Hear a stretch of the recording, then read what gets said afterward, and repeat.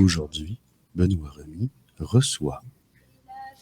Hello tout le monde, hello hello et bienvenue dans le live sur l'anxiété avec le professeur, notre ami le professeur qui est là et vous voyez, qui revient peut-être de consultation, avec ton stéthoscope. Et je suis heureux de t'accueillir aujourd'hui sur le thème de l'anxiété. C'est un thème qui me tient vraiment à cœur aussi d'en parler, dans notre sensibilité, comment est-ce qu'on vit cette anxiété, qu'est-ce que c'est.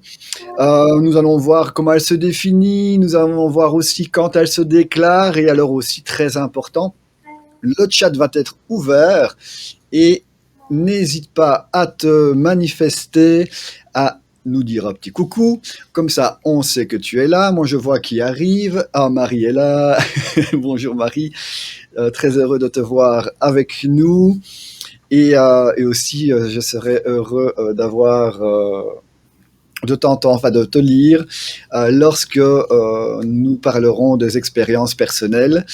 Et cher professeur, est-ce que nous attendons un petit peu ou nous lançons directement? On peut attendre quelques instants. Bonjour Benoît, comment allez-vous? Alors je vais très bien professeur, d'ailleurs professeur, tu étais obligé de me contenir tellement j'étais chaud boulette pour lancer le live. Tu m'as dit Benoît, on attend un petit peu, c'est pas l'heure, et moi j'étais déjà en train de vouloir cliquer sur lancer le stream. Oh, enthousiasme. Oui, débordante. Hey, on parle d'énergie, on parle déjà d'énergie. Bonjour, un beau bonjour, Marie, bonjour. Comment allez-vous? Marie, je ne sais pas si elle va faire du vélo aujourd'hui parce que le temps ne permet peut-être pas. Donc, bien, cher professeur, moi je propose quand même que nous débutions. C'est génial. Et Marie est d'humeur joyeuse. En fait, je sais pas, j'ai peut-être été contaminé aussi par les humeurs joyeuses de Marie. Même à distance, nous savons que la magie opère. Alors, cher professeur, j'ai très envie de commencer ce live sur l'anxiété par une définition, car nous savons que l'Académie française, la grande Académie française, valide toujours des définitions. Alors, on va partir sur ça, parce que ces définitions qui sont dans le DICO, dans le dictionnaire, en fait, nous influencent aussi fortement. Et ici, l'anxiété, c'est un trouble psychique créé par un danger. Voilà. Donc, trouble psychique créé par un danger. Professeur, que pensez-vous de cette définition?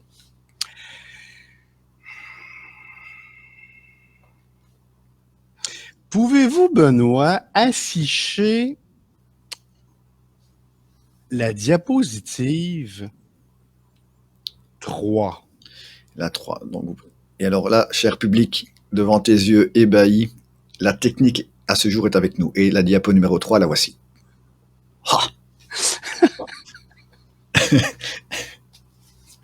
La technique est avec nous. Bon. Oh yeah! Alors, la technique est avec nous. Alors, le stress ici, oui, ça nous inspire. Qu'est-ce que tu veux nous montrer? En fait, l'Académie a parlé de danger.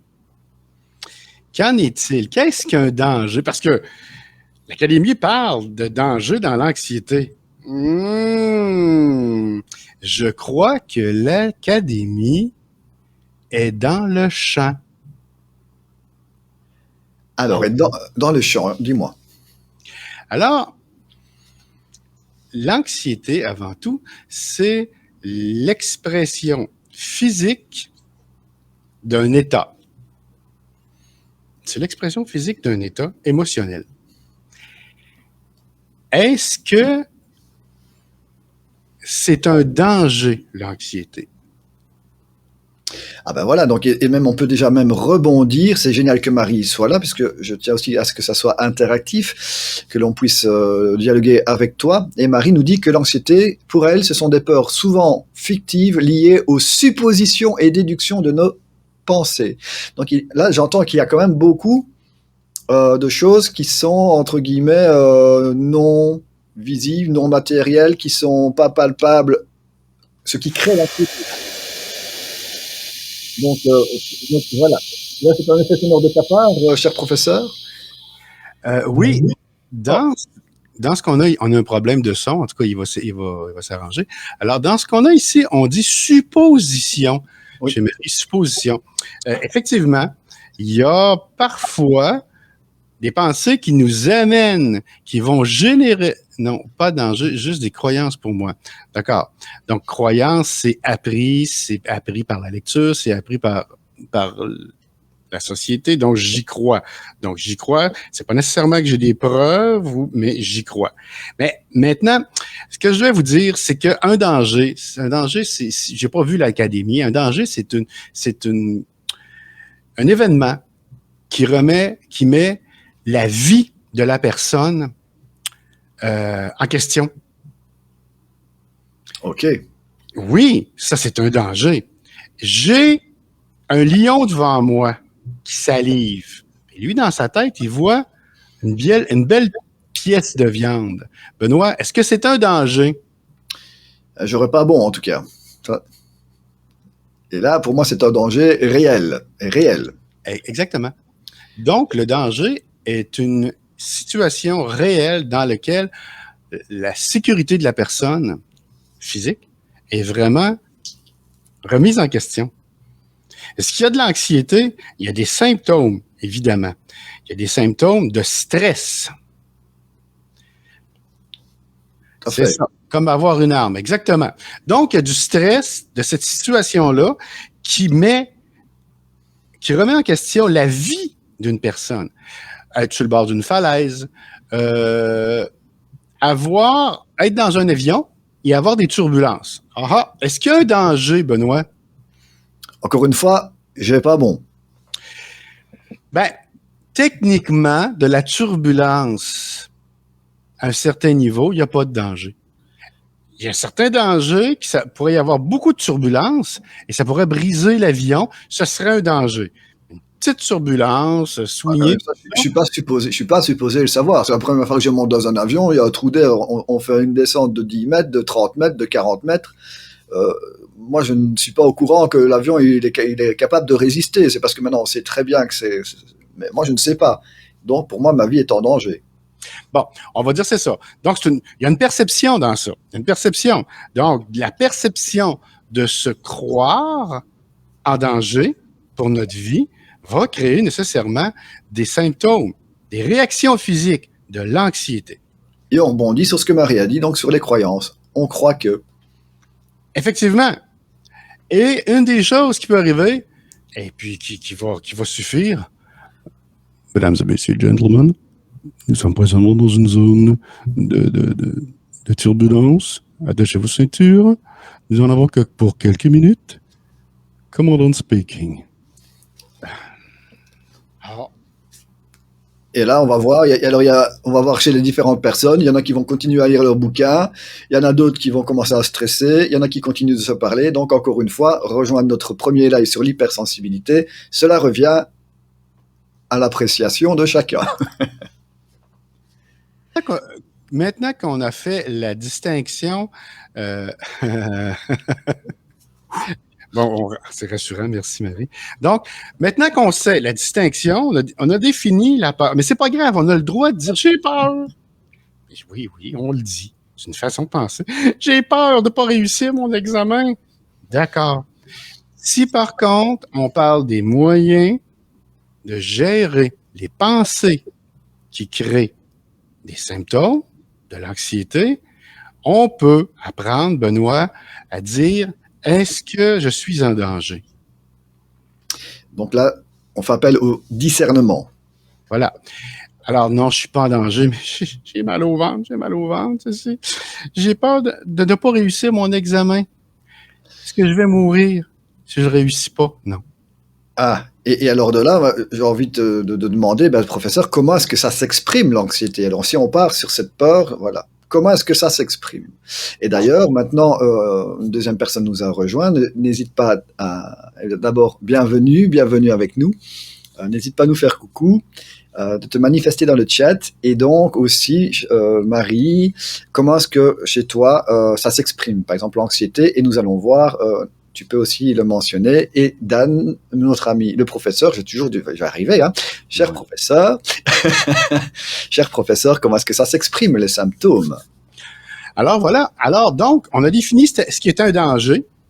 Maintenant, on va définir. Donc, un danger, c'est assez clair, physiquement. On va parler comme ça. Mais ce n'est pas grave si on dit encore le mot peur. Mais c'est important au niveau du processus interne de guérison, de diminution de nos inconforts, de désamorcer les maux.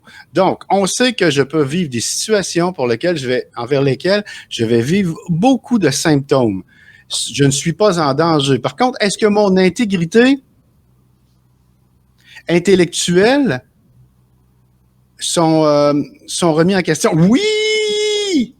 Bien évidemment. Oui, l'anxiété peut remettre l'intégrité intellectuelle, émotive de la personne. Et oui, attention, je vais le dire, à long terme, il y a un danger. C'est pas un danger de mort, c'est très rare. Mais il y a vraiment un danger de perte d'équilibre et jusqu'à la maladie. Et donc, comment est-ce que ça... Oui, donc là, on arrive à la maladie, donc là, qui est vraiment le bout, lorsqu'on enchaîne anxiété, sur stress, sur stress, sur stress. Donc, j'y arrive, Benoît. Et vous êtes très, très, très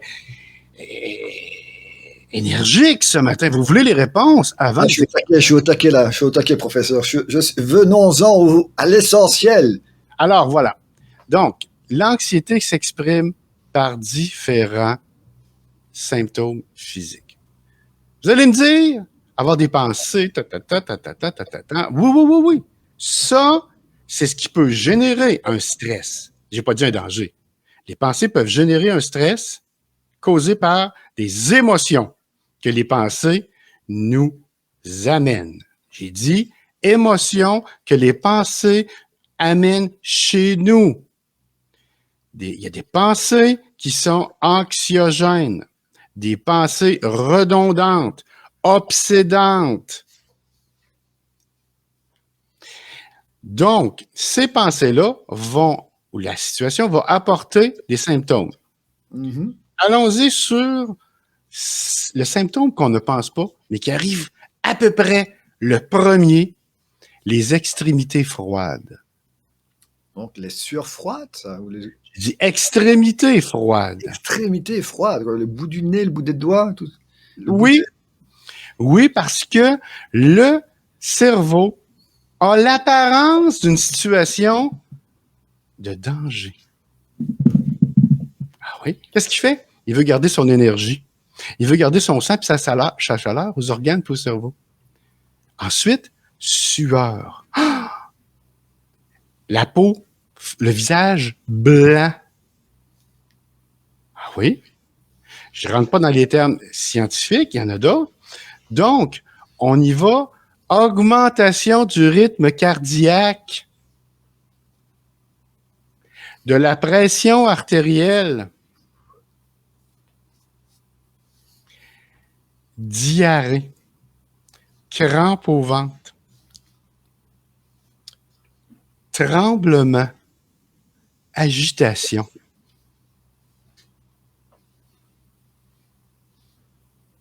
Est-ce que ça vous parle? Nausées, vomissements, étourdissement, perte de conscience. Est-ce que ça vous parle, Benoît?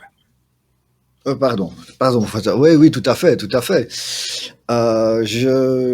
me parle, ça me parle. Et alors, je vois aussi que Marie, avant, elle, c'était surtout le bidou. C'était beaucoup le bidou, donc je suis heureux que c'était avant et que c'était il y a longtemps. Mais ça me parle vraiment beaucoup. Hein, et puis d'ailleurs, on le voit dans les films aussi, hein, quand l'acteur se retrouve face à un danger, c'est principalement ce que vous venez de dire, qu'on voit, les sueurs froides, les palpitations, le stress. Oui, absolument. Et jusqu'à l'extrême, je vais y venir, j'y arrive après cela parce qu'il y a beaucoup de symptômes. Il y en a beaucoup plus que ça. Vous en avez ressenti. Il y a quand même des couleurs, il y a des notes. Je vous donne les négatifs, mais tout le monde a sa propre photo et sa propre couleur. Par contre, il y a des négatifs qui se ressemblent.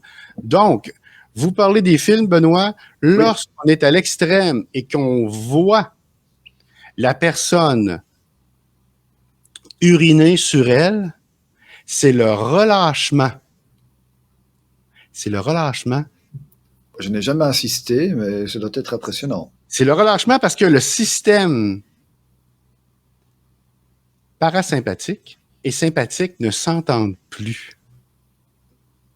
Le parasympathique lâche tout et le sympathique n'a pas été capable de maintenir la personne éveillée. Paf, coupure de courant, c'est fini, boum, syncope, perte de connaissance. Et pipi. Évidemment, peut-être relâchement des sphincters aussi au niveau des selles. Maintenant, je suis rendu à l'extrême. Voilà, c'est extrême. Hein. Ah oui, mais j'ai tout vu ça dans ma clinique, Benoît. J'ai pas tout vu en clinique, mais j'ai tout vu. J'ai vu des gens fossilisés, catatoniques sur une civière, ne plus bouger, avoir encore, évidemment, des réflexes du système nerveux, d'avoir encore ces réflexes, mais ne pas réagir. Ne pas réagir à la douleur, à la parole, être catatonique. C'est impressionnant. Et surtout aussi comment rester, même pour le personnel infirmier, ne pas aussi paniquer dans ce genre de cas, parce que c'est quand même impressionnant. Ben, ce qu'il faut savoir, c'est que il faut vraiment, c'est l'école. C'est l'école, c'est la scolarité, c'est les livres, c'est l'apprentissage sur le terrain et l'expérience qui vient ensuite, mais c'est la connaissance de base. Donc, cette stupeur catatonique-là, elle est semblable à l'état de choc physique ou psychologique, c'est semblable. Est-ce que vous connaissez le mot état de choc? Alors, je connais l'état de stupeur, l'état de stupeur, de stupéfaction. Oui. Alors, l'état de choc, je ne le connais pas personnellement, mais rien qu'à en entendre parler, ça a l'air d'être quelque chose de, comme s'il y a une coupure. Voilà, je ne sais pas si, d'ailleurs, Marie, tu as connu un état de choc, ou tu as connu l'entourage qui a eu un état. Parce que c'est un état extrême, l'état de choc. Généralement, c'est quand on apprend peut-être une nouvelle qui est extrêmement violente. Et là, il y a des états de choc. Okay. Mais il y a des similitudes, l'état de choc physique à l'état de choc émotionnel, psychologique. En fait, lorsque vous faites un accident, oui, figé, lorsque vous faites un accident et que peut-être vous avez une lésion abdominale, vous allez être en état de choc. Qu'est-ce qui va se passer? Froideur, augmentation du pouls, soif. Il y a plein de choses comme ça qui sont sans blague, qui sont reliées justement au fonctionnement du système nerveux. Le système nerveux, le nerf vague, agit sensiblement. Et les symptômes de l'anxiété sont similaires de par la transmission du nerf vague, sont similaires à une indigestion. Donc, il y a comme un dégoût, alors. Froideur. Oh, je sais pas ce que j'ai. Je vais vomir. Même chose qu'une réaction peut se passer avec l'anxiété. Tellement nerveux que je vais vomir. D'accord. Et là, on est quand même encore dans des états. Donc là, on peut dire qu'il y a différents niveaux d'anxiété, alors. Parce que là, on en arrive franchement à l'état extrême. Mais il y a donc différents niveaux. Effectivement, Benoît, alors, vous m'amenez sur le terrain. Pouvez-vous afficher la diapositive 1? Et voici. Bon, alors voici les échelles de la douleur. Pourquoi je vous ai montré celle-ci? Parce qu'elle a un niveau, elle est quantifiée avec des chiffres, elle est subjective, ce qui veut dire qu'elle est exprimée par la personne. Quand on voit les visages, c'est que nous, on est capable de voir ça. Ça demeure objectif parce qu'on le voit. Et pour les enfants, c'est facile à noter. Pour les personnes qui ont des troubles cognitifs, donc quand j'ai travaillé avec des personnes qui ont de la difficulté à s'orienter, à dire les mots, leur présenter, vous dites toujours, mais qu'est-ce qu'ils ont toujours dans leur poche? Toutes sortes de choses. Ben, c'est ça. On a des règles, on a des images. Et on montre aux gens nos images. Hein? On leur montre.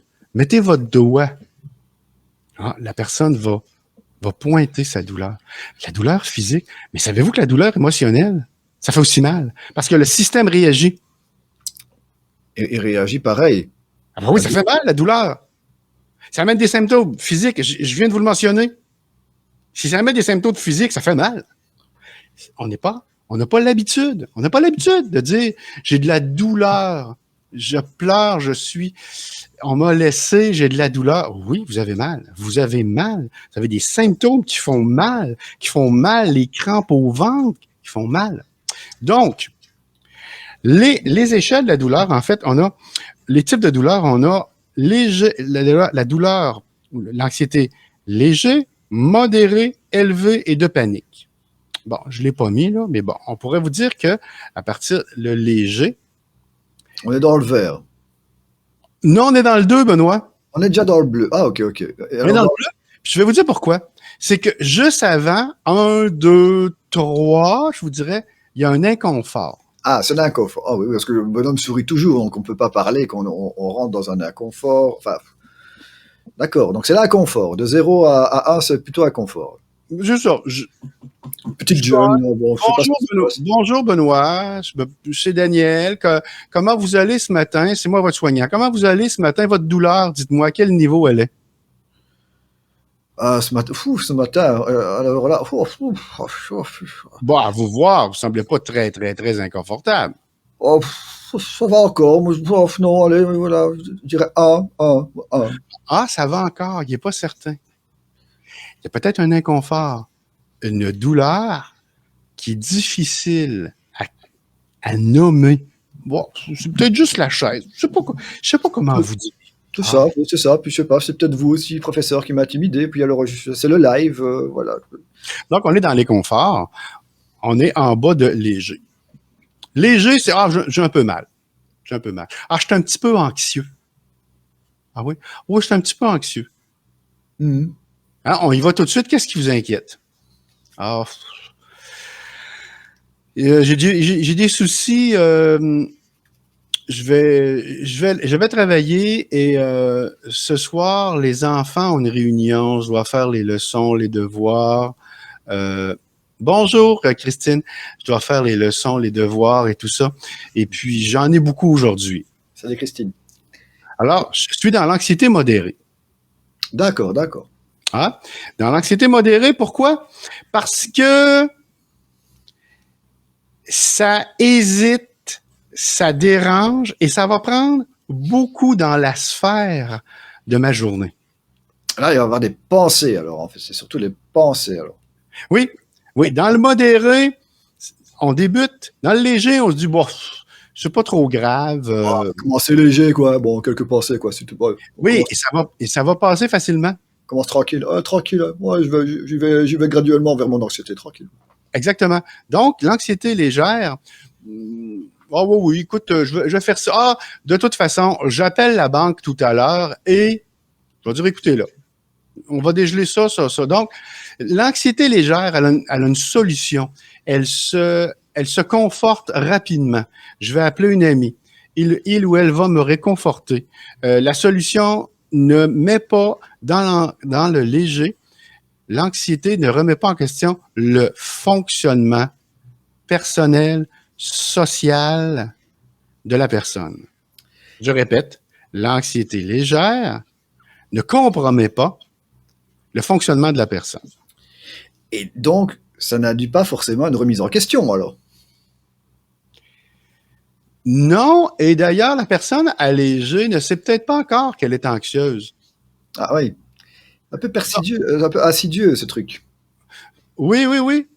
Donc, ton enthousiasme, Benoît, c'est une forme d'énergie, d'anxiété légère. Parce que est-ce qu'on a des bonnes anxiétés? Alors là, on va rentrer dans le schéma, la bonne et la mauvaise anxiété. Ça, c'est... Ben effectivement! Les émotions peuvent générer de la douleur aussi. Les bonnes émotions. Ben oui. Ah, même les bonnes. Oui, même les bonnes. Moi, si vous m'annoncez que je gagne le gros lot de 56 millions, je pense que je vais faire de l'anxiété assez modérée, peut-être même peut-être élevée. Puis je vais peut-être avoir besoin d'un suivi médical. Non, on peut être à risque. Ah, ben oui. Ça reste un choc, hein, ça reste un choc. C'est une annonce, quelque chose d'un inattendu. C'est de l'inattendu et c'est une situation qui va nous changer, finalement, qui va changer notre quotidien du jour au lendemain. Voilà. Donc, on a dit donc que c'était nul, inconfort, léger, ne compromet pas le fonctionnement de la personne dans ses habitudes de vie quotidienne, avec ses proches, à son travail, il n'y a pas de maladie. Modéré. Alors, l'anxiété modérée, elle se situe dans le 4 et 5, et le 5. Qu'est-ce qu'elle a comme particularité? C'est que le niveau, on parle de niveau, oui, va perturber, va être assez élevé pour perturber la pensée, les fonctions cognitives supérieures. Écrivez ça, Benoît, c'est important ce que je dis là. Les fonctions cognitives supérieures. Qu'est-ce que c'est? La concentration, la mémoire, la parole, la rétention de l'information, la capacité d'organiser sa pensée, de la gérer, de passer à l'action, de faire des bons choix, j'en passe. L'attention aussi, alors, l'attention. Attention. Parce que ça va tellement haut, le seuil d'anxiété est augmenté et la pensée est forte et elle tourne plus vite. Donc, dans le travail, mon exemple, je travaille, je conduis, j'y pense toujours, quasiment toujours. Ah oui, ce soir, j'ai le souper à faire, tout ça. Je m'arrête, je vais voir un client, je l'oublie un peu parce que je parle au client. Si le client me parle et que je ne lui réponds pas tout de suite, ah pardon, j'étais distrait. Tout à fait. Et ce qui m'amène à une réflexion, une petite parenthèse, professeur, c'est que actuellement, nous sommes toujours comme si nous étions guidés par nos pensées et que on a toujours, si on ressasse, c'est qu'on a envie de prévenir quelque chose pour que ça se passe bien. Même si ça arrive au soir, on y pense pour que ça se passe bien. On veut prévenir. On veut chaque fois anticiper. Donc, il y a encore une histoire d'anticipation et de trouver des solutions par le mental. Donc, et Marie est une grande distraite. Et je reçois je sais pas, c'est un espèce d'applaudissement, professeur. Voilà, c'était la parenthèse. C'était la parenthèse. Oh yeah! Yeah, on est game. Effectivement, Benoît. C'était des applaudissements que j'ai manqué un petit peu. Mais il y a eu le oh yeah. Alors, donc, c'est toujours drôle de faire ça. On met un petit peu de climat, un petit peu d'humour. Alors, effectivement. Donc, Benoît, est-ce que, je reviens léger, est-ce qu'on a besoin d'une intervention de type accompagnement dans le léger? Je dirais que non. Ça peut arriver en prévention, mais très peu. Ça ne perturbe pas le fonctionnement social. Tout dépend de l'accompagnement. Voilà, encore une fois, c'est comme la médecine chinoise. On peut très bien être en bonne santé et avoir la médecine chinoise et continuer à en profiter. C'est pareil pour l'accompagnement. Il ne faut pas attendre d'être mal pour être accompagné. Donc, je dis, voilà, je reviens sur vous avez raison. Voilà. Donc, à partir de modéré, il y a de l'accompagnement qui est nécessaire. Pourquoi? Parce que plus l'anxiété va perdurer, elle va laisser des traces au cerveau. Elle va empiéter sur la qualité de vie de la personne, son niveau de fonctionnement, et il va commencer à y avoir des répercussions à son travail, avec les enfants. Donc, à partir de 4, 5, l'anxiété modérée nécessite des changements dans la perception de la pensée, les habitudes de vie, l'alimentation, mon Dieu. Parce que il y a des types d'alimentation qui favorisent l'anxiété. Le sucre, le café, l'acidose métabolique, ça cause des paniques anxieuses. Oui. Si ça vous parle, tout ça déjà, oh là là, des choses qu'on aime bien. Hein. Oui, Une personne qui est à risque de panique anxieuse, qui n'est pas stabilisée, je vous dirais même qu'il n'y a pas de médicament. Ah oui. Cette personne risque, lors de l'entraînement, de faire des paniques anxieuses en acidose métabolique. Ah, oui. C'est un peu comme les gremlins quand on donne à manger aux mignons petits après minuit qui se transforment en gremlins. C'est un peu pareil pour le sucre et tout ça. Hein. Oui. Maintenant, si vous voulez passer à la diapositive numéro 3, Benoît, s'il vous plaît, pardon. Alors, nous arrivons à la 3. On revient à la 3, c'est la première que nous avons montrée. Non, la 3, ben, j'ai peut-être pas dit le bon numéro. La 3, c'est le personnage avec plein de choses autour de la tête. Ah oui, c'est le numéro 2. Voilà, celle-ci. Et voilà. Anxiété modérée à élevée. Là, on commence à avoir le nez dans le guidon. J'espère que la photo vous parle parce que c'est parlant.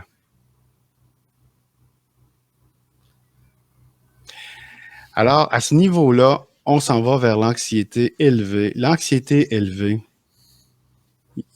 il y a une perturbation. L'équilibre est perdu. Il y a une perturbation du fonctionnement. Le sommeil, les intestins, le travail.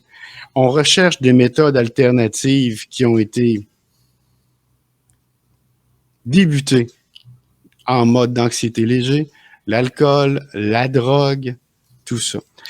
En anxiété élevée, je vous dis, le support multidisciplinaire, le support médical devient essentiel. Je ne vous dis pas que la nature ne pourrait ne régler la chose sans intervention. Il y a des dépressions chez des personnes, des dépressions nerveuses profondes qui vont faire un certain temps et avec le temps qui vont passer. Et les traces vont être terribles. Perte d'emploi, alcoolisme, polytoxicomanie, divorce, séparation. Oui, c'est très grave au niveau des stress que la personne peut vivre. Donc, à partir de modéré, c'est le meilleur moment pour intervenir. Élevé, c'est rendu grave. Sévère, c'est la catatonie. C'est la catatonie, ça prend des professionnels de la santé. Et vous allez dire, voir des personnes en crise, puis tout ça. Ben oui, aux urgences. Les personnes qui arrivent en crise, en criant, qui se peuvent plus, peu importe la raison. Ben, vous allez dire, ça s'est fait de façon théâtrale. Mais oui, c'est une injection dans le muscle fessier pour que la personne est déconnectée. Il faut arrêter ça. C'est dangereux pour son cerveau. OK, et là, c'est une solution dans l'instantané, puisqu'on ne sait rien faire d'autre, et c'est une solution dans l'instantané. Absolument. Donc, on peut enlever la diapositive, revenir sur nos photos. Bonjour Caroline. Voilà, avec Caroline, au plaisir que tu puisses reprendre pour le replay. Alors, je vais mettre ta diapo, professeur, et juste pour l'anecdote, donc Christine, quant à elle, a trouvé un remède. La lumière est avec elle, et la lumière, c'est la lumière du frigo. Donc, on mange souvent nos émotions, et le frigo nous accueille avec une telle lumière. J'ai pensé, Benoît, à la photothérapie. La photothérapie qui, effectivement, dans les pays nordiques, c'est scientifique. Là. C'est pas de la science-fiction. Là.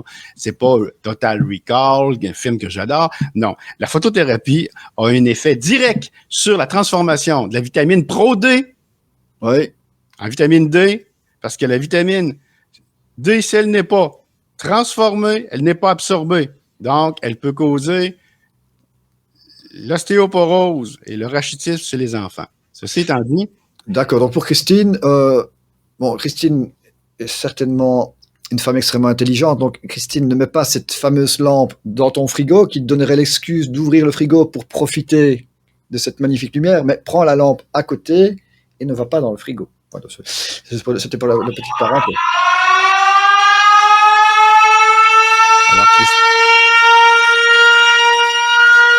Alors, et Quel diapo veux-tu, professeur? Alors, Christine, la sirène était pour vous. OK? Donc, Christine, quand vous allez ouvrir maintenant, fermez les yeux. Vous m'écoutez. Christine, c'est pour toi, c'est maintenant. Votre corps est mou. Lorsque vous allez ouvrir dorénavant le réfrigérateur, vous allez entendre cette sirène. Miss Mère a parlé. Alors, Ça marche, là. ah oui. Là, tu fais peur à Marie. Là, tu fais peur à Marie. Ah oui, mais les approches sont pas toutes les mêmes pour chaque personne. Hein? Je vous ai dit, on a un négatif d'être humain. Mais les couleurs de la photo sont différentes. Alors, quelle photo veux-tu que je mette? Quel diapo? Nous serions à... La 4, alors. Ben oui. Bon, la 4 est au-dessus d'une autre parce que j'ai fait ça à la dernière minute, puis parce qu'on ne savait pas comment faire avec la technique ici. Vous savez, depuis le début, on s'améliore. Qu'est-ce qu'on voit ici? Moi, je vous ai mis. Qu'est-ce qu'on fait dans l'anxiété avec cette photo-là? Benoît, dites-moi. Avec cette photo-là, moi, ça me met en joie. Je dis, ouais, qu'est-ce qu'ils sont en train de regarder? Ben, il y a des cadeaux en arrière, il y a un sapin de Noël. Bon. C'est de l'émerveillement pour moi. Et voilà. Émerveillé. Quelle émotion ces enfants-là vont vivre? Ah ben là, c'est la joie. Même une joie, très grande joie. Mais ils vont t'énerver? Ah, il va y avoir de l'agitation sur les cadeaux et tout ça aussi. Voilà. Est-ce qu'ils vont avoir des symptômes de l'énervement? Il va y avoir de l'agitation. Oui! Agitation. Augmentation de la parole. Activité psychomotrice augmentée. L'enfant n'arrêtera pas. Il ne voudra pas aller au lit. Parce qu'il y a de l'enthousiasme. Je voulais mettre ça aussi pour l'espoir. Pourquoi? Parce qu'on arrive aussi au traitement. On arrive au support. Il y a beaucoup de choses qui vont mettre fin à l'anxiété, qui vont la pallier. On va les voir tout de suite après. Oui. L'espoir doit être présent.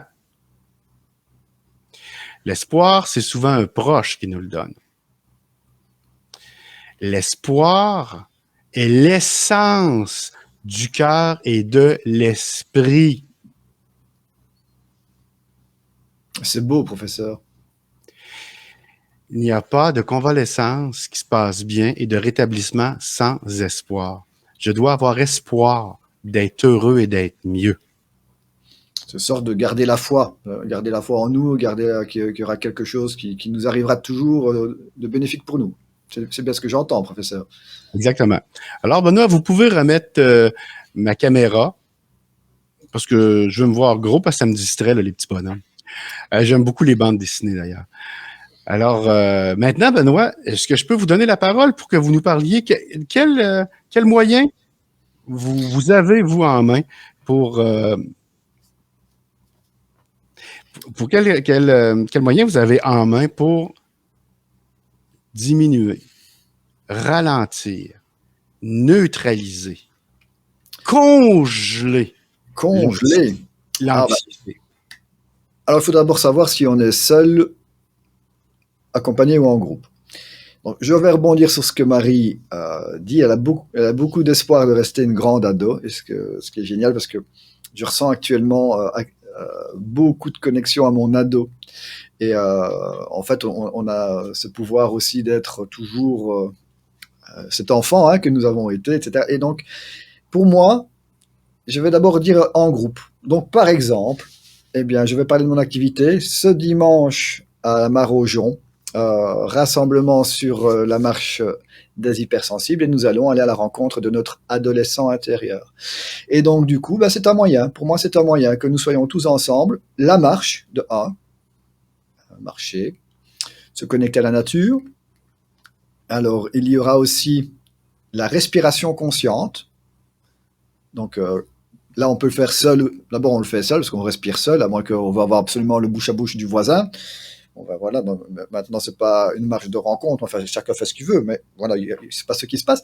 Mais du coup, respiration consciente, cohérence cardiaque.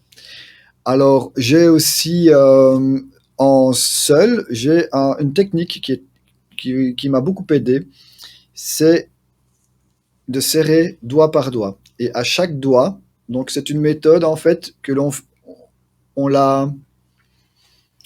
Il y a d'abord une étape à faire avant de le faire. C'est de se mettre à l'aise et de serrer doigt par doigt et d'ancrer en disant je suis en sécurité. Ah, il y a une méthode, Benoît, je vous coupe. Ah, Dis-moi. écoutez, vous nous montrerez ça sur place. Oui, tout à fait, tout à fait. Donc voilà, donc je montrerai ça sur place et donc permettre d'ancrer sa sécurité. Alors, la technique aussi de revenir à son cœur. Donc moi j'aime beaucoup venir me redonner des sensations, revenir dans mon corps. Donc ce qu'on peut appeler, voilà, revenir dans son corps. La technique, professeur, Mais c'est quoi ça? la technique, C'est quoi ça? professeur, Oui? professeur, Oui, oui. comment ça s'appelle? Le toucher? Non, Le- non, non. Ah, les, on est presque, oui, oui, oui. les coups de poing, mes doigts, mes épaules, je parle, je m'en vais. Camion, tête, chapeau, melon, cuir, bottes de cuir et chapeau melon. Voilà, professeur, vous y étiez presque. Ça s'appelle l'EFT, Emotional Feeling Touch. Donc, il y a des points sensoriels lorsqu'on les tapote, mais c'était pas mal, c'était pas mal. On est parti sur un jeu de découverte. Oh. Donc, rien que ça. Et voilà. Donc, Marie nous dit EFT, méthode bien connue. Maintenant, voilà, professeur, à remettre peut-être dans votre boîte à outils. Quand vous êtes allongé, magnifique, magnifique, professeur, la technique est avec nous. Quand vous êtes allongé, la couette sur vous, vous pouvez rajouter un poids, que ce soit un bouquin ou une couverture plus lourde sur vous. C'est très, très réconfortant. Très, très réconfortant. Et alors, maintenant, je vous laisse place à dire d'autres méthodes, professeur. Mais j'ai oublié, quand je vous ai vu faire ça, Benoît, j'ai oublié de dire la respiration difficile dans les symptômes d'anxiété, l'oppression, la fameuse boule ici qu'on parle, j'ai une boule. Ben oui, la même boule d'anxiété. La boule au ventre, hein, j'ai une boule au ventre. Hein. Oui, puis le poids des mots est très important, professeur.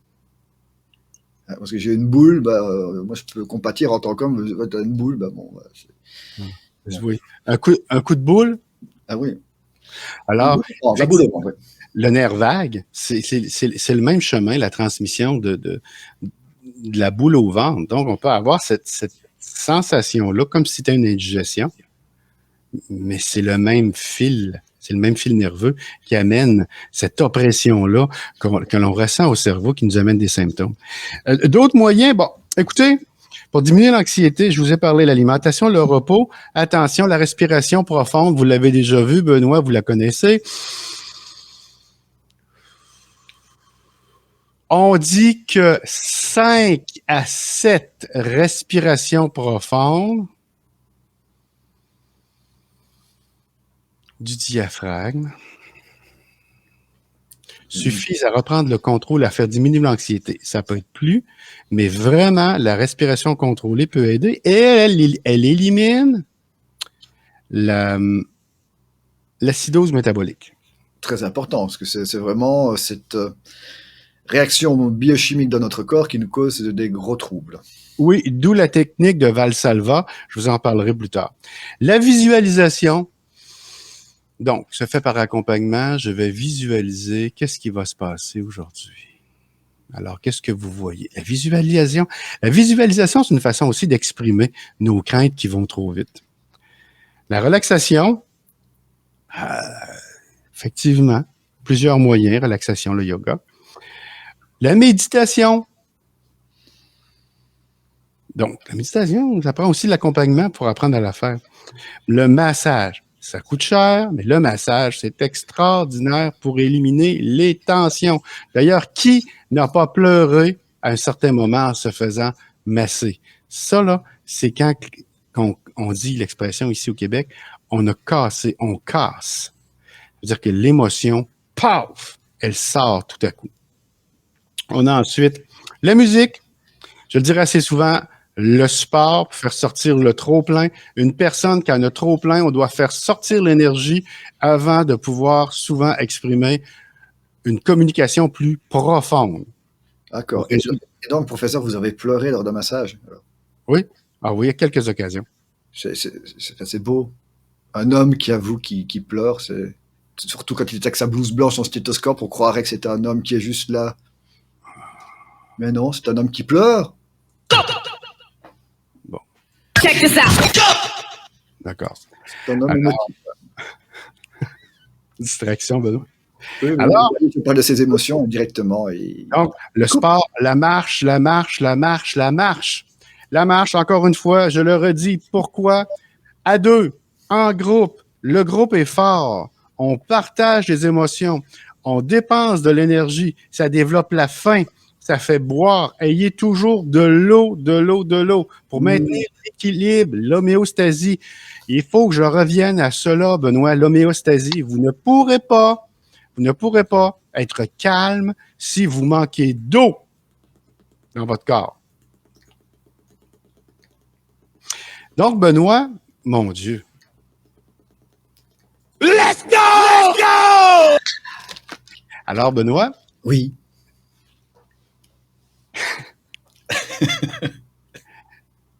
Le 29, il y a une activité. Il y a une activité, donc il y a un atelier. Un atelier, et encore une fois, voilà, le groupe est très important à mes yeux, le partage est très important, et c'est un atelier dans un lieu extrêmement chaleureux qui est un dôme, c'est du côté de Hambourg. Donc là, c'est toute une... Marie a peur maintenant. Et du coup, cet atelier permet d'accueillir et de s'accueillir, d'accueillir son hypersensibilité, sa sensibilité, et de pouvoir s'exprimer, de pouvoir laisser exprimer ses émotions, et avec des outils ludiques, avec du jeu, et surtout avec une connexion. Ce que j'adore, c'est la cohérence de groupe. Et c'est toujours dans ce partage et dans la connexion avec le groupe que les plus belles choses se passent. Et donc ça se passe le 29 avril, le samedi 29 avril à Hambourg, dans ce magnifique lieu qui est le Dôme. Nous serons chauffés au feu de bois, s'il vous plaît. Oh. Ah oui, donc ambiance très cosy, et je t'y invite. Et donc toutes les infos sont via MP, donc contacte-moi. Et Benoît, dites-moi, est-ce qu'il y a une marche dimanche? Oui, je l'ai annoncé juste avant pour les moyens de... Donc, je l'ai annoncé dans les moyens de pouvoir diminuer l'anxiété. Et donc, c'est dimanche prochain, dimanche 23, entrée de la Marojon à 10h, et à la rencontre de son adolescent. Et alors là, c'est beaucoup d'émotions en perspective et beaucoup d'amusement en tout cas, avec cette marche. Je vous invite, messieurs, mesdames, qui seraient en replay, les personnes présentes, je vous invite à prendre rendez-vous, et la régularité fait partie inhérente du rétablissement. Le rétablissement, ça se fait aussi par des efforts et des actions régulières. On doit aller accumuler les succès et les bonheurs. Il faut cultiver l'espoir, et l'espoir, c'est souvent avec nos pairs, avec nos proches, dans le groupe, accompagnés. C'est un magnifique mot de la fin, professeur. Merci beaucoup en tout cas. Et nous avons fait le tour sur l'anxiété. Merci beaucoup à Marie, Christine, qui ont été là très présentes avec nous en commentaire. Merci à toi qui regarde ce live, et je te souhaite une excellente journée. Professeur, un grand merci, et on se dit rendez-vous la semaine prochaine. La semaine prochaine pour une capsule avec le thème? Alors, nous allons adopter le thème de l'humour. Oh! Ben là, il va y avoir beaucoup de jeux, de jeux, Benoît. Alors, avant de vous laisser le dernier mot, Benoît, je vous souhaite une bonne semaine, de l'espoir et tout ce que vous désirez jusqu'à notre prochain rendez-vous, jeudi prochain. Ah, merci beaucoup pour ce mot, professeur. Et moi aussi, je te souhaite que tout t'arrive, tout ce que tu souhaites. Garde foi, et surtout, la vie est magnifique. On se rejoint lors de la marche dimanche prochain, jeudi sur la capsule sur l'humour, et je te souhaite une excellente journée. Bye bye. Et ma vie s'approchait. à cet arbre léger qui grandissait comme je grandis.